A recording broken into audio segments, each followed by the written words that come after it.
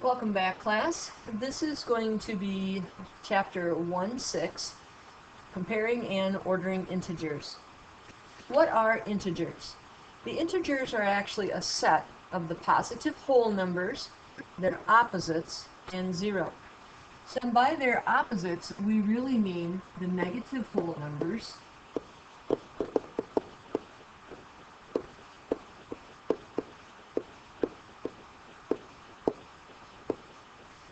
for example, if you have a positive 10, you're going to have a negative 10.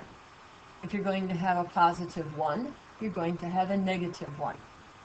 Now you'll notice on the number line that 0 really doesn't have a sign, but it really isn't positive either. 0 is just plain 0. It is considered neither positive nor negative, it's just 0.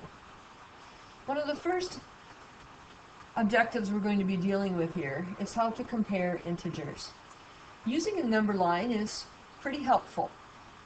If we look on the number line, the farther left a number is on the number line, the less its value.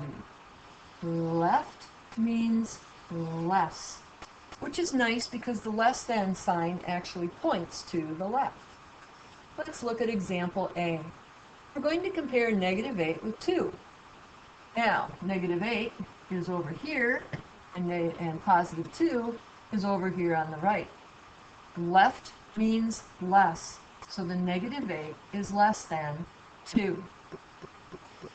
In example B, we're going to work with 3, which is here, and negative 3, which is on my left. Now again, remember, left means less. Well, that means that the 3 has to be greater. Remember that with that symbol, either the less than or the greater than, it always points to the smallest number. You try C, D, E, and F. C can be a little tricky, but if you really look on the number line, negative 4 is less than negative 2 because it is farther to the left. And negative 9 is going to be less than 0, which is a little hard for us to imagine that 0 can actually be bigger than something else. In E, 0 is going to be greater than negative 1. And in F, 0, of course, is going to be less than 4. Did you get those 4 right? Absolute value is very important when it comes to integers, and it's really going to have an effect when we subtract integers. What it really does is describe how far a number is from 0, and we really have no sign. It's just how many units is it away from 0, or how many steps is it away from 0. If I'm at negative 5, how far am I away from 0? I'm 5 steps or units away. If I'm at positive 7, how far am I from 0? I am 7 units. Now notice there's no sign. You try C and D.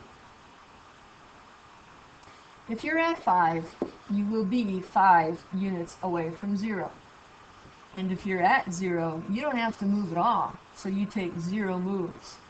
Now notice that A and C actually have the same number as for the answer, because really you're still talking about a distance from 0. In the third part of today's lesson, we're going to deal with ordering the numbers from least to greatest. Now remember, least refers to left. So we want to look at the number line, and of these 5 numbers, which one is farther to the left? That would be negative 6. Now if that one's gone, which of these 4 numbers is farther to the left on the number line? And that's negative 2. Now that one's gone. Now which number is farther to the left? Negative 1.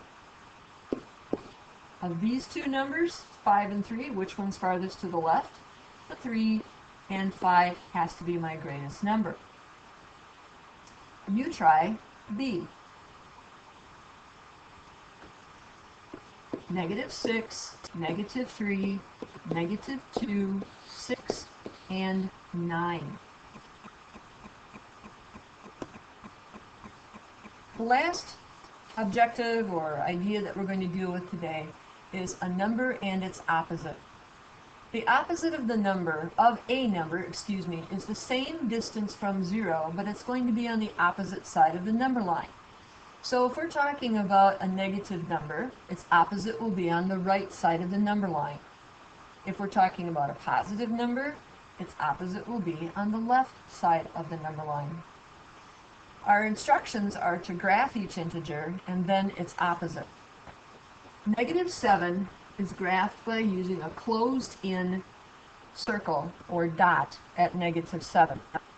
Its opposite is going to be the same distance away from 0, but now it's going to be on the right side of the number line, so that means +7. You try B and C. Yes, 4 is over here on the right, and its opposite is -4.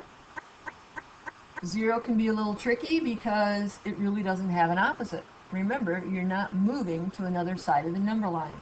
So the only thing we graph here is the single point at 0. And that concludes lesson 1-6. Catch you next time.